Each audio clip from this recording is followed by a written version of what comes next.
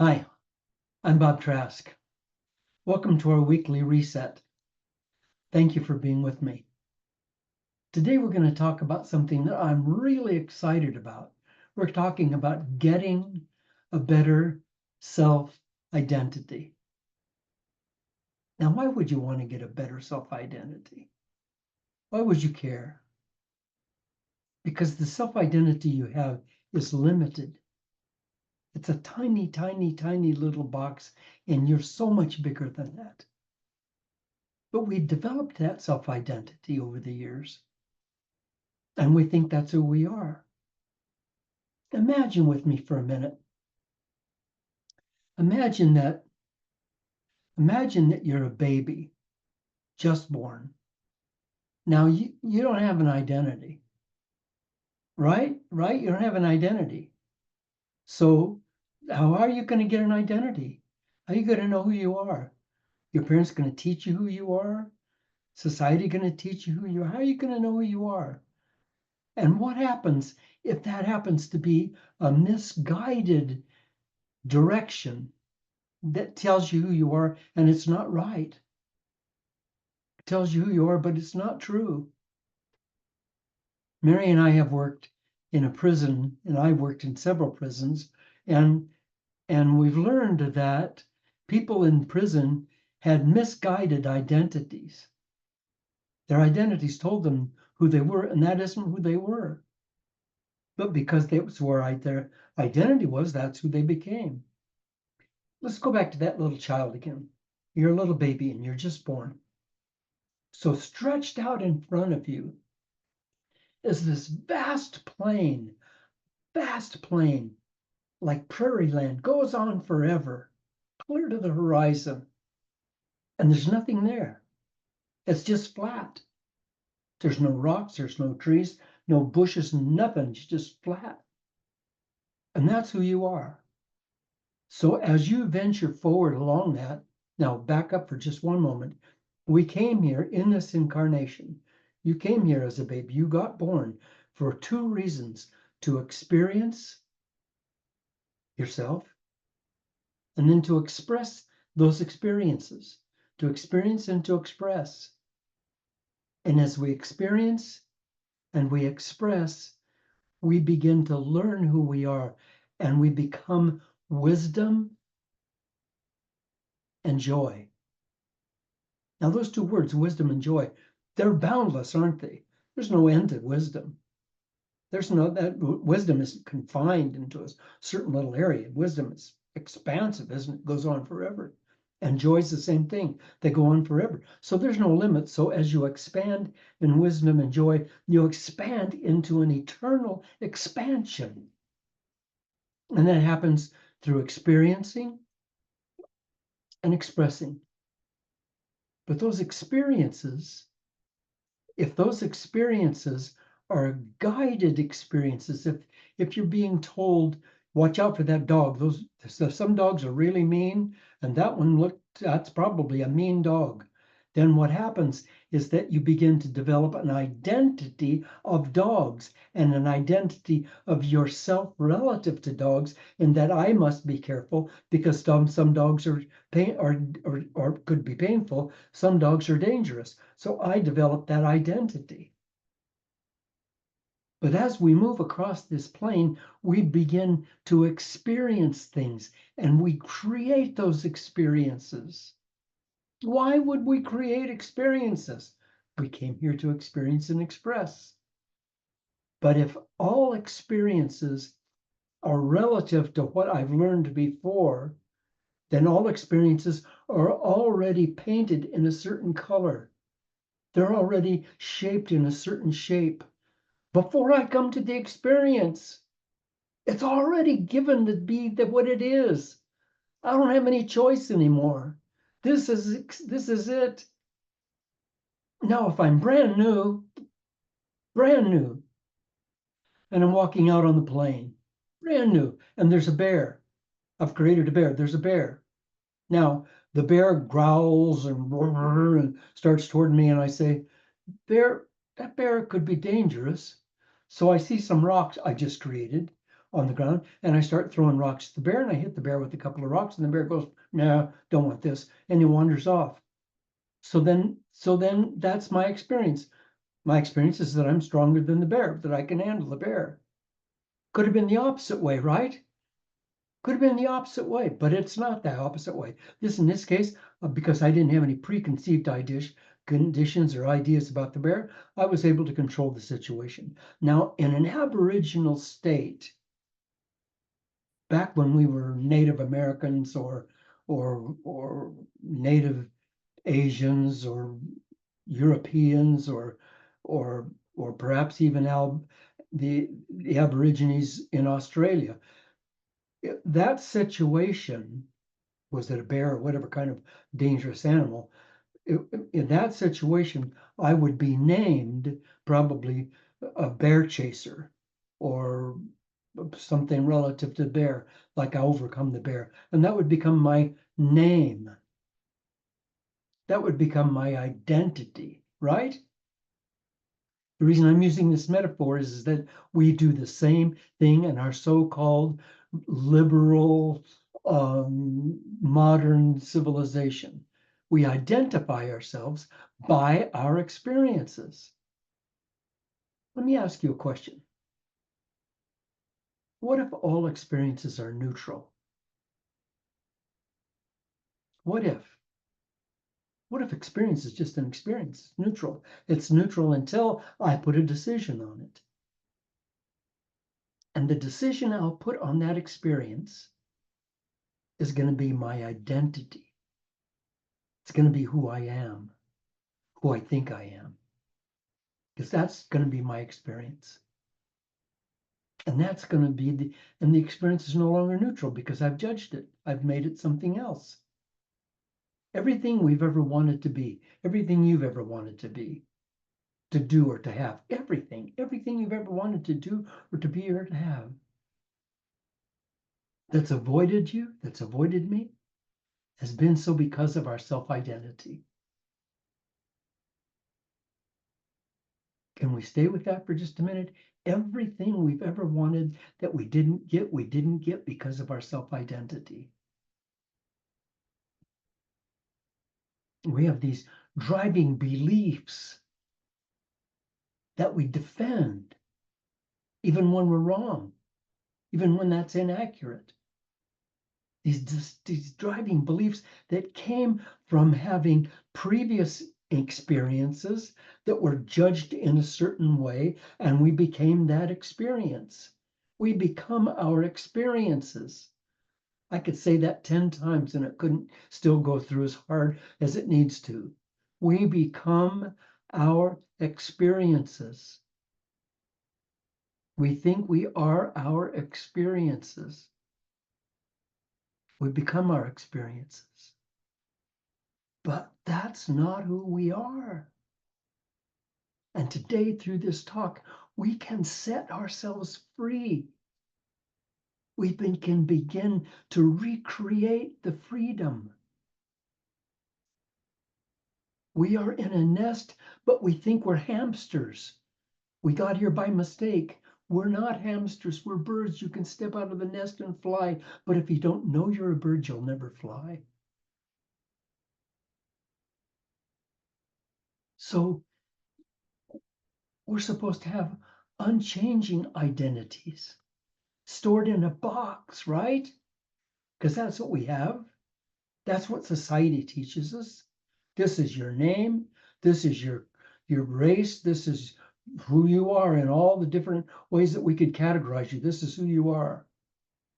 In this box, and on the outside of the box, it says Campbell's soup. It's supposed to be cans of Campbell soup in here, and we're inside the box. We're inside of the box that's labeled, and it's been labeled by us and by our society so that we live inside of that box and we can't get out because we're not supposed to get out because that's who we are.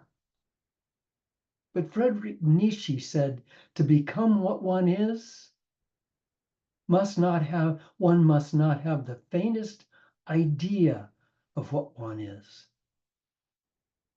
To become what one is, one must not have the faintest idea of what one is, well, then how will we ever know what we are? Maybe a better idea is let's see who we're becoming rather than who we are. Because the self-identity is too often a spiritual trap. It's a trap because there's one thing in nature that's true. It's that change is constant. Change is constant. Go find a rock in your yard and hold it in your hands. That rock is changing. The rock is changing. If you come back 500 years from now, that rock won't look like this. It won't be the same. It's changing. Even though it's changing slowly, more slowly than we can see, it's changing. Everything in nature is changing, and it's not disintegrating, it's becoming. It's becoming something else. And you and I are here to become. So in our modern society, people are living for 100 years. You're probably going to live for 100 years, maybe 120 years. You're going to live a long, long time. But if you're like the average person, by the time you got to 35, you knew who you were. Maybe by the age of 16, you knew who you were. You had it all figured out. I had it all figured out. I knew who I was. I knew exactly who I was. And you know exactly who. Then what the hell are we doing here from the age of 35 to 100? We're just having the same thoughts every day. That thoughts that qualify and reaffirm who we are. Those are the only thoughts we allow in. The thoughts that reaffirm who we are, who we see ourselves as being. Gosh, that's a narrow way to live. Oh my gosh. There are so many unending possibilities available for me, but I only see this one. I walk down this track. I have the same thoughts I had yesterday, today, and I'll have the same thoughts tomorrow. I'll do the same thing. I have the same breakfast, the same lunch. I maybe vary this dinner again. I like a lot of different things for dinner. I have maybe 5 or 6 different choices. 5 or 6 different choices of the thousands that are available. There are so many possibilities for us to experience.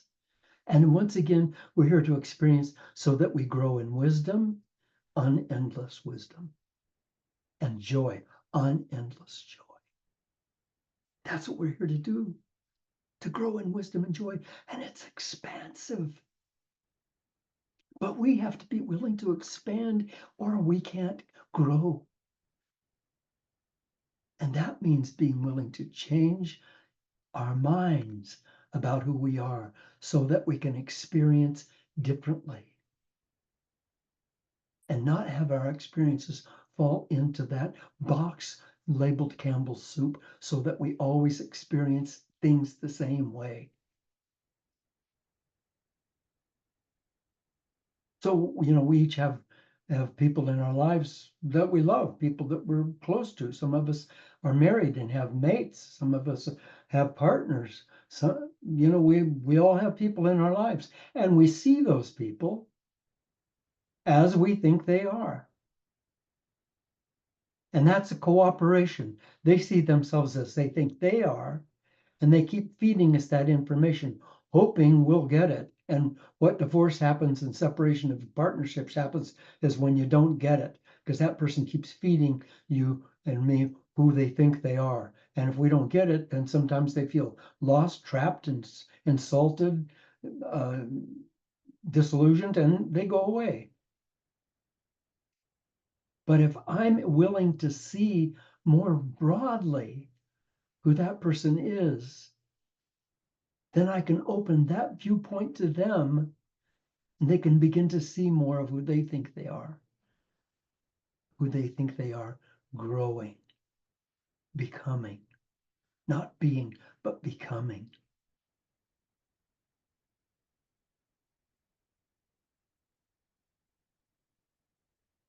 When we anchor ourselves in an identity that we've made of ourselves, then we resist change. We resist growing, and we resist seeing life in new ways. And too often we think that when we were toddlers, we had so much to learn about life and about our place in it. And then as adults, we think we've all finally got it all together. And I want to say most often that's not true, but truthfully, it's not most often that's not true. It's plain always not true. It's always not true. You are not who you think you are. You think, please don't be insulted, but I'm telling you, you are not who you think you are. Who you think you are is false. Who I think I am is false. Those are old identities, and they lock us in, and they keep us from being able to have our personal power turned on.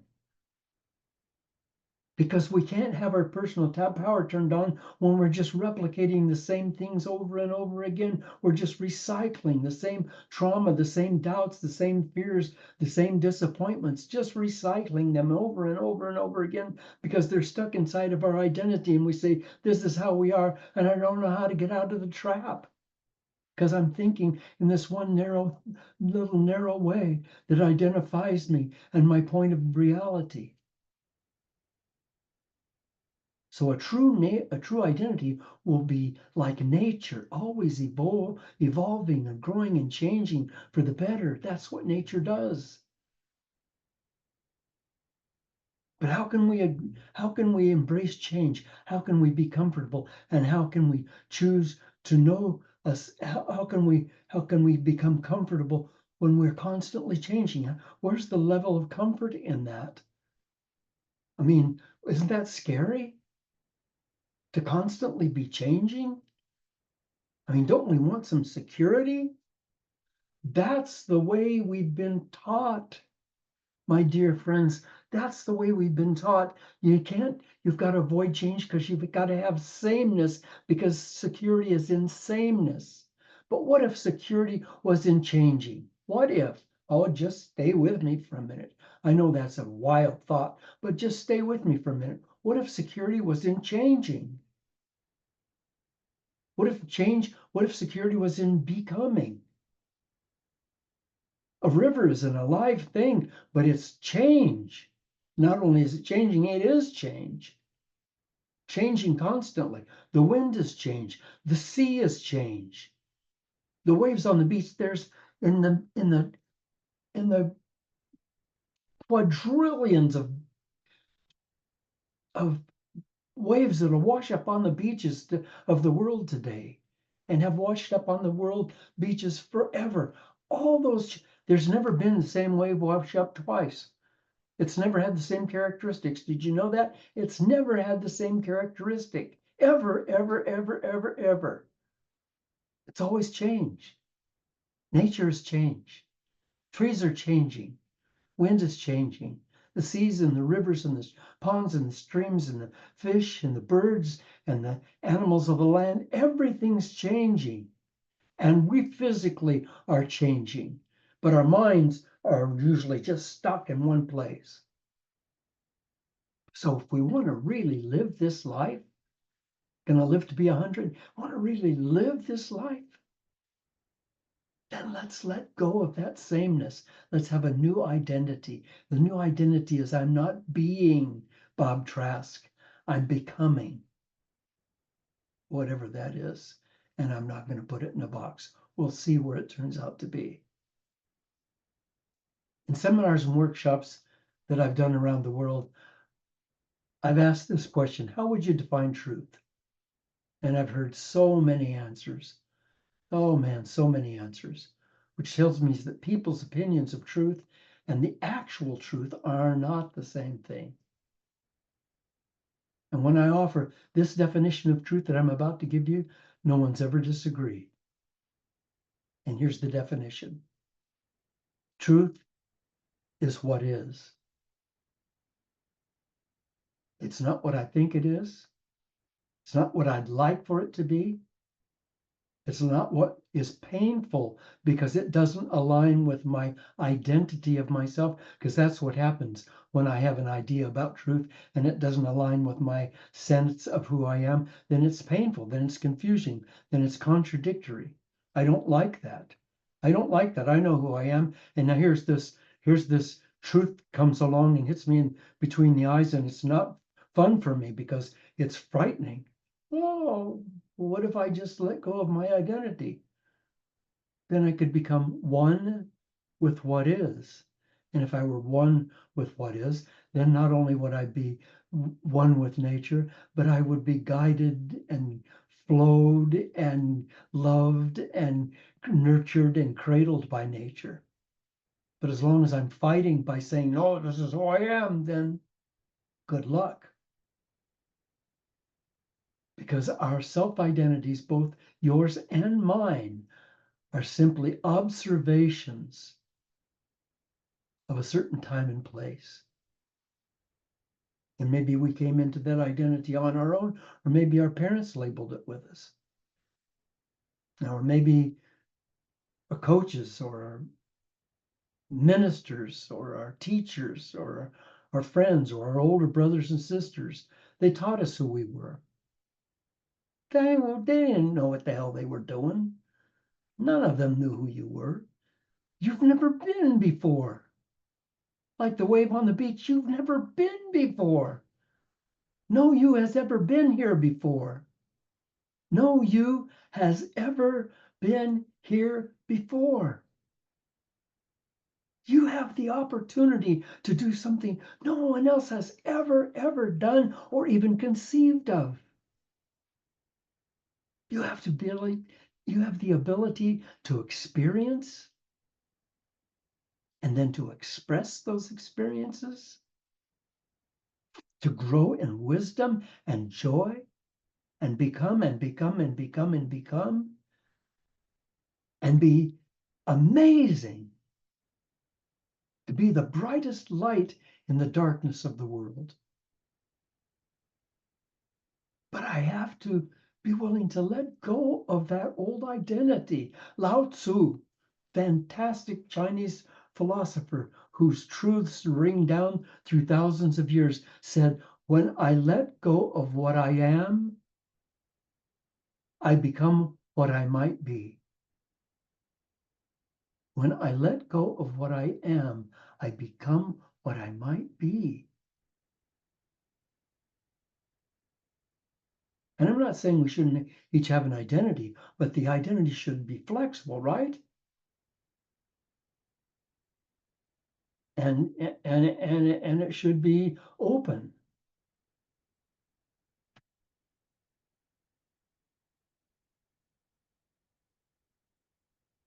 How about becoming, in every way possible, a seeker of truth, willing to change my viewpoint in order to see not what I think is, but what truly is. That means I become what I was born to be rather than who I was taught to be.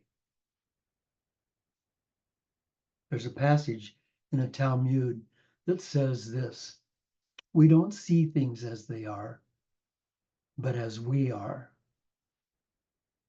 We don't see things as they are, but as we are. Wow. Wow, that's pretty powerful. We look through our little hole in the box. You know, when you're little kids, did you get a cardboard box and get inside of it, and then you cut little holes and peek out through? We're in this cardboard box, and it says Campbell soup on the outside, and we're peeking out through the viewpoint of the little hole, and we're seeing reality as we think it is. That's not how it is. You can't see reality through the little tiny peephole of your self-identity. You can't see reality that way. I can't see reality that way. So how can we place How can we replace that limited self-identity with one that gives us lives of adventure and fun and awakening self-realization? Self-realization, realizing who we really are.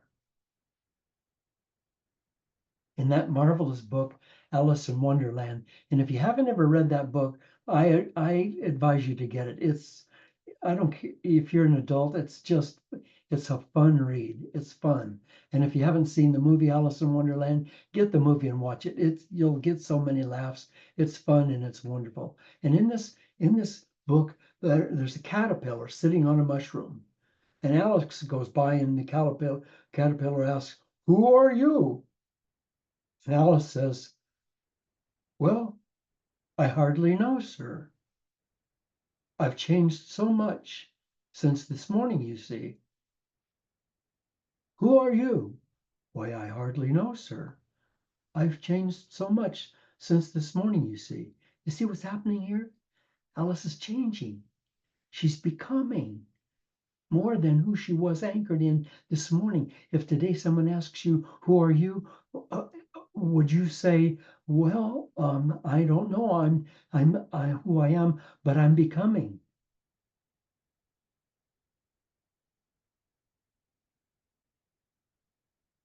I've asked this question to thousands of people. Who are you?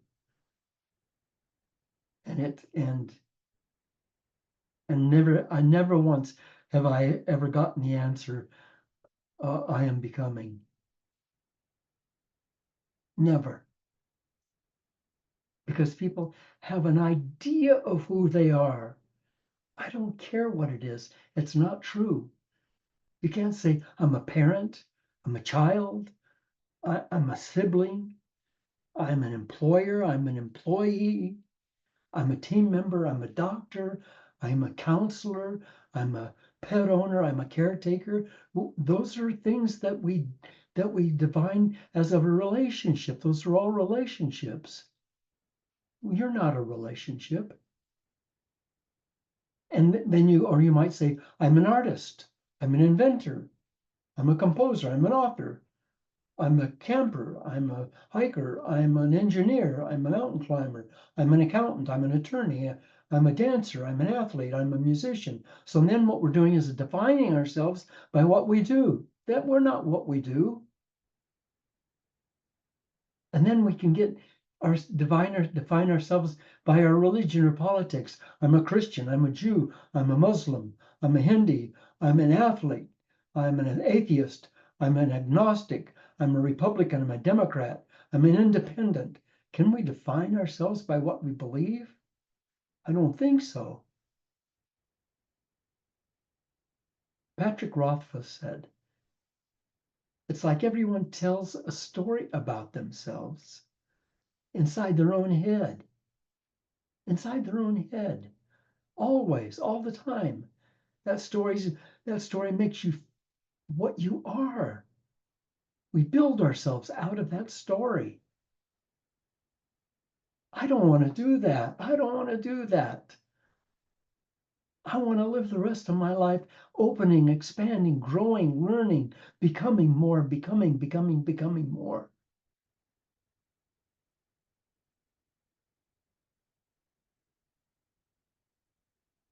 If we asked a 3-year-old, "Who are you?" the truthful answer would be, "I don't know. I'm still learning."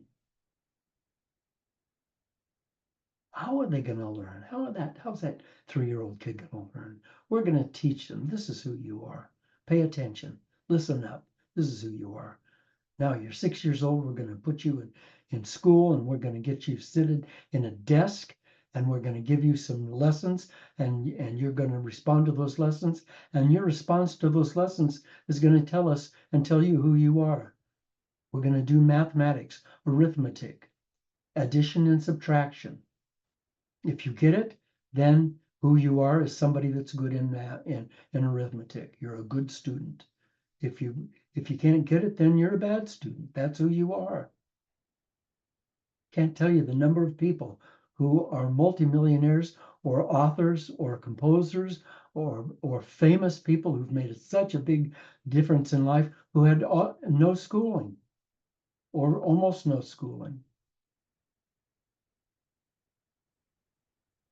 So the answer to the question, who are you, is I don't know. I'm still learning. And maybe a way to shake loose the bonds of those old beliefs is to ask ourselves the questions, what is my purpose in life and what am I doing here? What's my purpose in life? What's my purpose? And what am I doing here?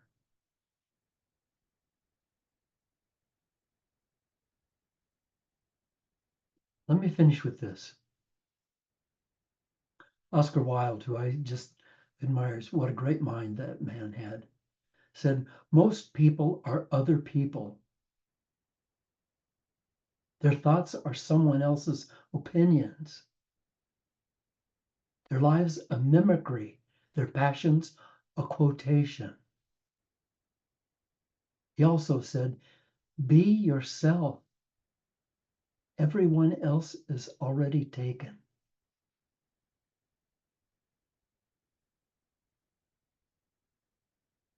Thank you for being with me today. I hope it's been helpful. If it has, will you please go to bobtrask.com and make a donation so that Mary and I can continue to expand our work in the world, and you can be a part of that expansion. Let's make a difference. Let's make something good happen. Give us a hand. Thank you. Thank you so much for being with me this week. I'll look forward to being with you again next week. Have a good week, and don't be who you are. Be who you're becoming.